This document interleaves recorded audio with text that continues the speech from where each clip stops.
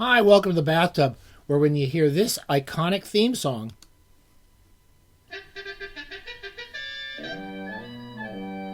and we stop it really quick because we don't want to be sued by Peabody and Sherman.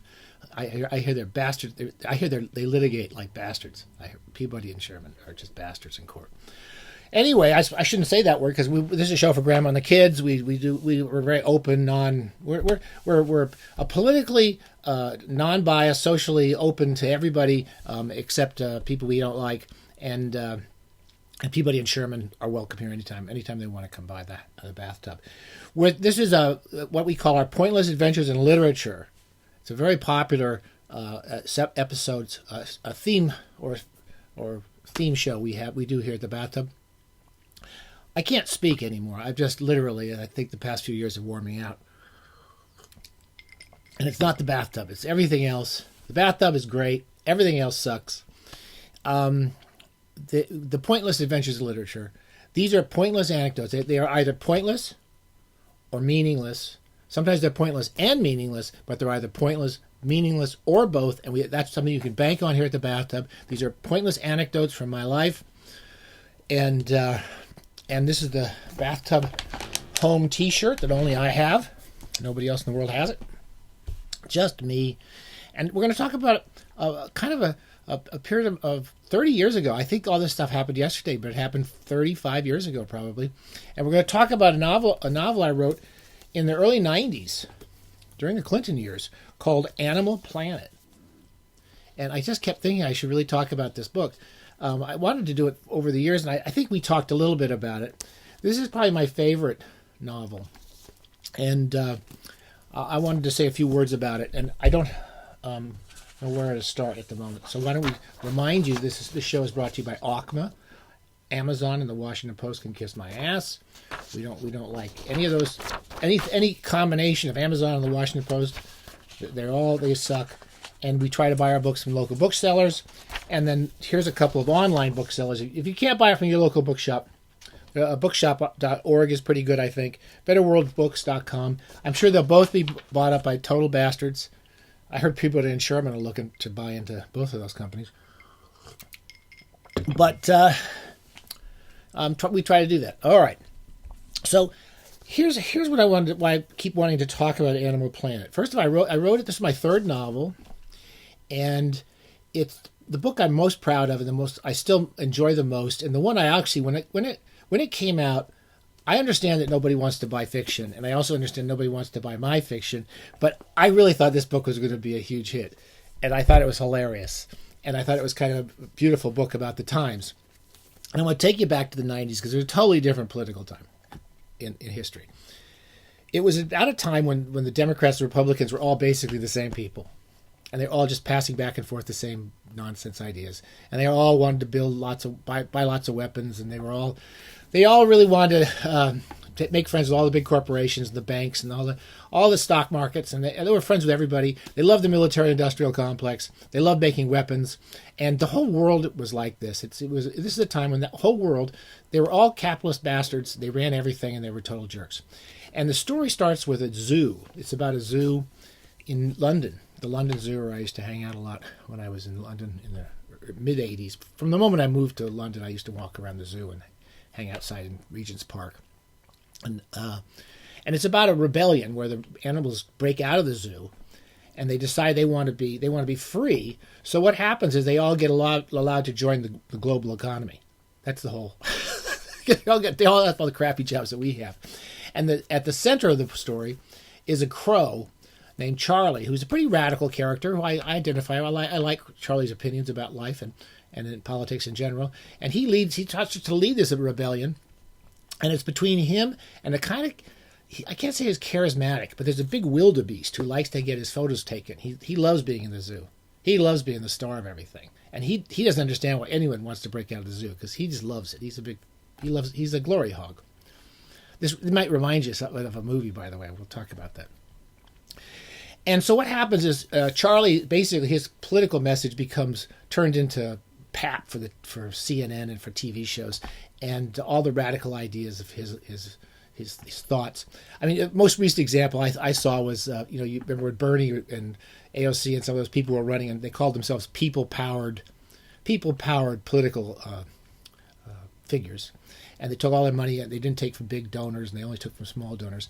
And then, of course, the Democratic Party, when Kamala Harris ran, she called herself people-powered when they were taking hundreds of millions. They had $1.5 billion, the large majority of which was coming from banks and Wall Street. So anyway, you take this nice radical idea and you turn it into a slogan, and that's what Animal Planet was about. And the central character and the bad guy in this is a star. He's like a media star. He likes to be on TV.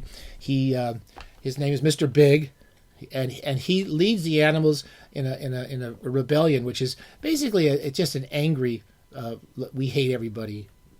He harnesses their rage and their anger, and he becomes the dictator of the world. Anyway, I don't know where it's a crazy idea. None of this would ever possibly happen. It came out in '93, and I just think about it every day. I keep thinking, it's the Animal Planet.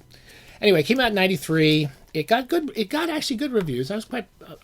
The people who read it really liked it. I think it got the best reviews I ever got. But the publishers didn't get it. They didn't like it at all, and they just kind of threw it out there, and it just disappeared immediately. Okay, this is the American edition, which is not very good looking. This is the British Picador edition. I like the cartoon. There's Mr. Big. He's got a couple of Dobermans who are his guards, and there's a big monkey in it, and there's a gorilla. And is Charlie on the cover? There's Charlie. Charlie the Crow, one of my favorite characters. This is the American paperback, which is a little better than the hardcover from the American Picador edition. So they came out, they disappeared. Now, the book disappears about a year after the book comes out. We talk about like gimmicks and heartfelt political opinions becoming TV slogans and TV icons. About a year after the book comes out, it disappears. And Animal Planet, there's a TV show that's called Animal Planet. It comes out, becomes a documentary show about animals. I've never watched it because I just thought I loved the title, and it was quite a unique title at the time. Suddenly Animal Planet comes out. A movie called Madagascar comes out, which I have another story about Madagascar because I was actually at DreamWorks by the time they were developing that. It comes out a few years after my book, and it's not the same. It's not the same. There's certain things that remind me of my novel. And the book has sort of disappeared. And it's not really been in print. I don't have a copy of it here. I actually reprint. I've done at a company which will be named later, we will not mention. I've been self-publishing my books and reprinting them as e-books and as self-published books and print-on-demand books. I have an Animal Planet, a nice copy, I think. I think I did a decent job designing it, and I have a new introduction to Animal Planet. Basically, you can order it from me, and I'll send it to you and sign it if you want it. I give free copies, free PDFs of all my books. Anybody asks me for a PDF, I will send you the PDF of the book that I had put on for sale in ebooks. I give those away. But the other thing that I was thinking about was that with all this kind of the daily nightmare of the horrors of reading the newspapers, I thought what I'm going to try to do in the next few weeks is actually just read the book out loud. I haven't decided if I'm going to do it on YouTube and then transfer them. I've got a Spotify account. Our bathing buddy Brian Thompson got me onto Spotify, and I started transferring our videos onto audio podcasts or whatever they're called. It's not really, no one's even looking at these things, which I understand. It's kind of new to it, and these don't really qualify as podcasts. I'm not a great speaker, but I'm going to read Animal Planet over the next few weeks, one chapter at a time.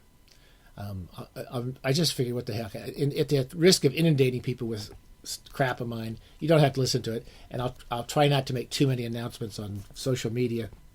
But I am going to read Animal Planet and just suggest, you might want to look at it in the terms of have things changed that much? Have the bad guys really got any different than they always have been? And you can judge for yourself. I think it's a very funny book. I think it's the best written book I ever produced, and this is just a chance to put it out there. I think I'll just make a Spotify audio version of the reading. I'll probably post the chapters on. We started a new account because we're thinking of moving away from Facebook and going into trying out some other social media. I'm not very good at changing things and moving around, but I thought maybe it might be a good time to try. What are we doing? We're doing I don't remember what the hell we're doing now. We're doing the Spotify account, and then we're also trying to do that other one, the name of which I can't even remember. But anyway, it's for I'm publishing. I'll publish the chapters of the Animal Planet, and then I'll read them out loud, and then you can download I'll probably read them out loud, and you can download them as podcasts if you want to listen to them. And I haven't decided if I'll do them as YouTube videos first. I'll try to be more articulate when I'm reading out loud. And I've got the microphone working. I don't know. I never thought I think the microphone now, actually, you can hear me without turning the volume super high.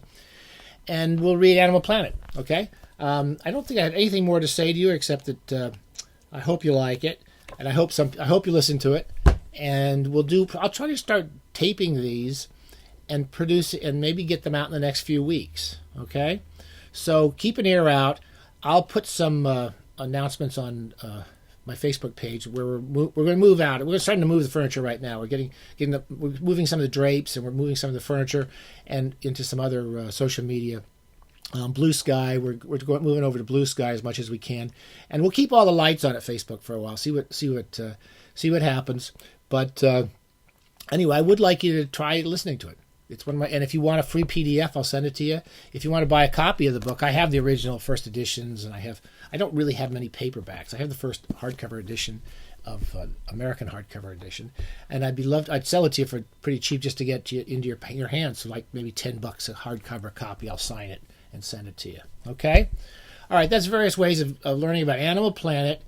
I know it's a fantastic idea that some idiot with a brain of a wildebeest could actually become leader of the what once was a free world, and we'll see if you see any recognition. If anything in the book seems familiar. All right, stay safe.